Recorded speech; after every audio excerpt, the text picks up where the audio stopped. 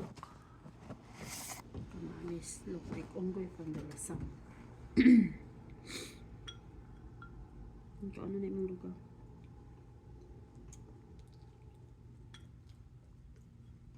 Ayaw, tuslo. Gihungita na gina siya matuslo pa jud. Ano sa ka ba? Ayaw. Ayaw ba kay ngilo? Come on.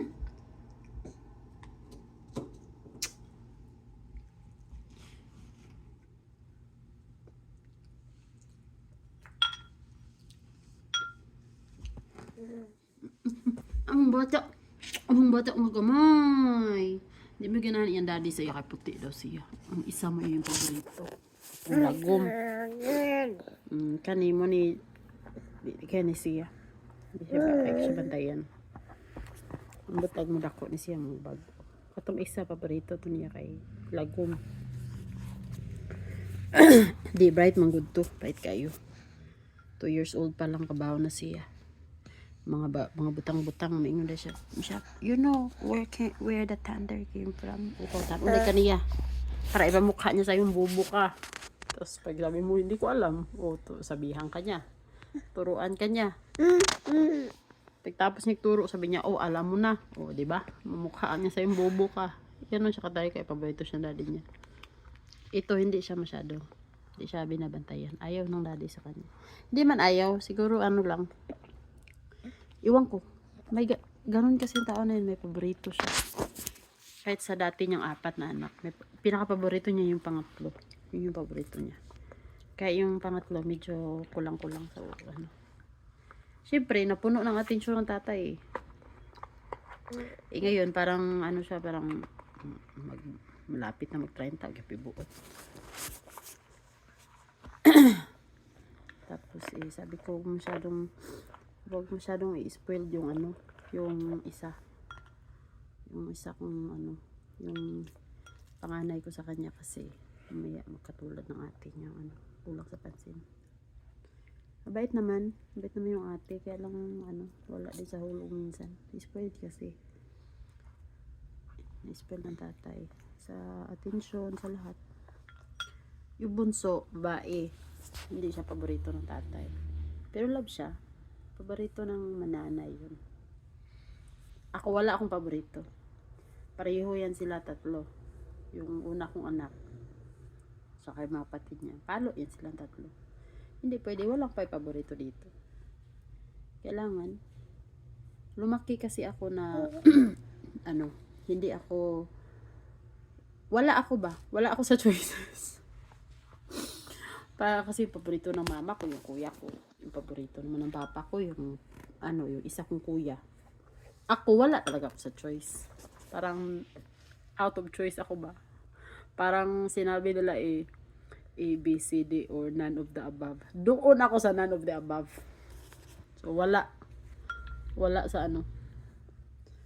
Tapos nung, 'di ba, none of the above na yung choices, hindi pa pinili. Lumagpas ng sunod na numero kasi hindi dapat sagutan. So ganun yung ano ko sa pamilya namin. Pero hindi ko naman pinatawad ko na yung magulang ko kasi hindi man perfecto yung magulang. Tsaka lumaki akong Christian. So parang yung attention na parang hindi ko nakukuha sa magulang ko. Doon ko binu sa church. So, yun yung ko. Kaya siguro, din ako. Ganon yung puso ko, forgiving. Mahal ko yung mama ko, Mama ko, mahal ko. Pati papa ko, namatay na lang talaga yun. Pero yung mama ko ngayon, mahal ko yun. Hindi ko sinabing mahal, ang salita lang, ha? Hindi pwede salita.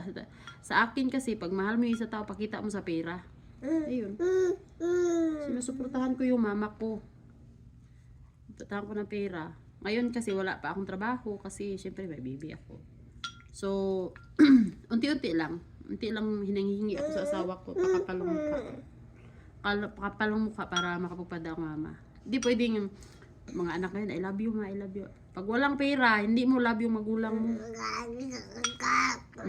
Sabi niya, di ba?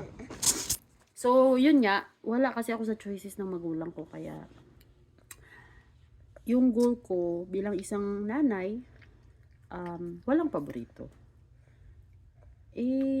Ano naman yung may paborito talaga yung magulang mo. Pero ako, I try my best na wala akong paborito. Pero mas binibigyan ko mo ng yung parang attention. Siguro yung panganay ko kasi nga, wala kasi siyang tatay. Hindi naman siya itong pamilya. Tsaka dadalawa lang kami dito. Pero minsan, din, na ko rin siya, parang malataas kasi yung expectation ko sa panganay ko. Kaya minsan napapalo ko siya, ganun. Kasaway ko siya lagi. Siyempre, ganun naman ang Pilipino eh.